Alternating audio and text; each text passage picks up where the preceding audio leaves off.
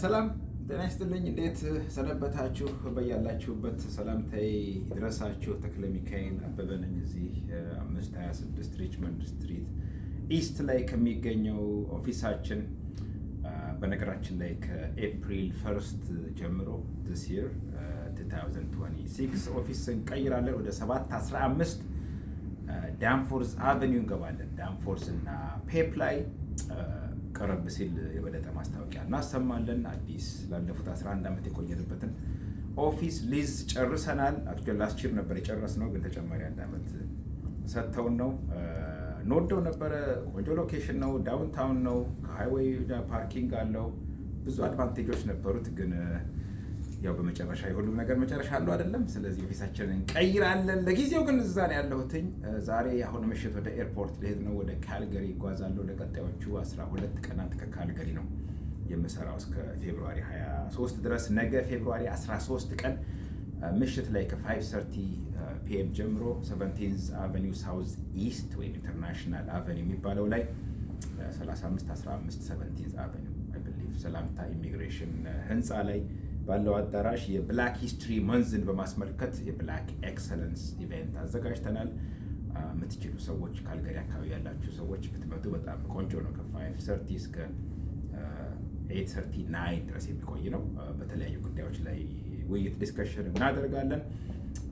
ከዛ በተረፈ እስኪ ያዝልኝ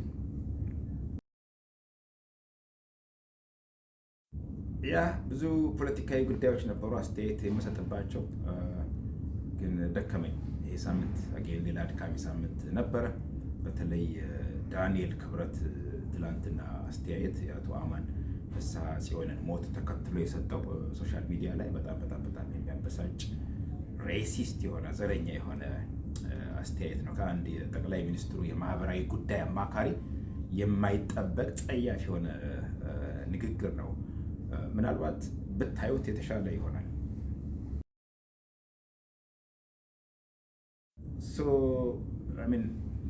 አማን ፍስሐ ጽዮን በተለይ በዚህ በ15-16 ዓመት ውስጥ ኢቢኤስን ከመሰረተ ጊዜ ጀምሮ ከጀርባ ሆኖ በፊት ለፊት አይታይም። ልታይ ልናገር የሚል ሰው አይደለም። ትልቅ ስራ ሰርቷል። በስራው በኢቢኤስ ታውቋል እና ትልቅ ጉዳት ነው ለሀገሪቱም፣ ለኢንዱስትሪውም፣ ለቤተሰቦቹም።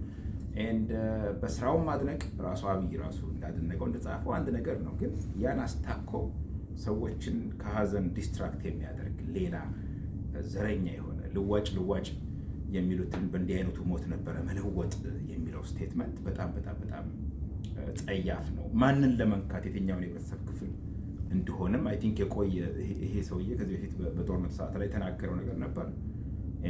ጦርነቱ አለቀ ተባለ። እንደገና ደግሞ አሁን እዚህ ደረስን። ምን እንደሆነ አይ ቲንክ መልዕክቱ በጣም ግራ የሚያጋባ ነው። በዚህ ላይ ረጅም ነገር ለመስራት ተዘጋጅቼ ነበረ፣ ግን እንዳልኳችሁ ደከመኝ። አፒታይቴም ስንቱ ነገር ሲነሳል። ብቻ የዳንኤል መዋዘ ጥበባትነትና ድቆና አይዶና አይ ቲንክ እኔ ራሴ ዲያቆን ልባል መሰለኝ። እንግዲህ ዳንኤልም አፍርሷል፣ እኔም አፍርሻለሁ እና እሱ ተብሎ እኔ የማልባልበት ምክንያት አይታየኝም። ለማንኛውም ወደ ካልገሪ ልጓዝ ነው። ወደ ኤርፖርት ላመራ ነው። ከካልገሪ ደግሞ በሌሎች ቪዲዮዎች እንገናኛለን። በወዲያኛው ሳምንት ኪዳነ ምህረት ካልገሪ ትነግሳለች፣ እዛ እገኛለሁ። ከቻልኩ 1-3-4 ቀን ወደ ኤድመንተንም አቀናለሁኝ።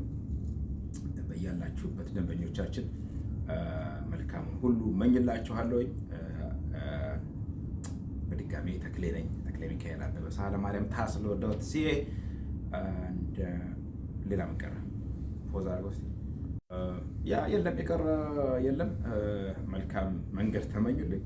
መልካም ዊኬንድ ይሆንላችሁ። ነገ አርብ ነው። ከዛ በኋላ ወንድማችን ኤርሚያስ አበበ በነገራችን ላይ አርፏል። ብልይ በመጪው ቅዳሜ ፍትሐትና የቀብር ስነስርዓት ይካሄዳል። ቶሮንቶ አካባቢ ያላችሁ ሰዎች እሱንም ሼር አድርገዋለሁኝ። ለጓደኞቹ ለቤተሰቦቹ በሙሉ መጽናናትን እመኛለሁኝ። ሌላ ዝግጅት አካባቢያችን ላይ የመጽሐፍት ምረቃ ገና ፌብሩዋሪ 21 የልደቱ አያሌው ዋሽንግተን ዲሲ ታኮማ ፓርክ ሜሪላንድ፣ አንዱዓለም አራጌ ደግሞ ፍራንክፈርት አጌን ፌብሩዋሪ 21 ይመረቃሉ። ሁለቱ መጽሐፍት አሉ። ሌሎች ኢንፎርሜሽኖች ካሉ እመለሳለሁኝ። መልካም ጊዜ ይሆንላቸው።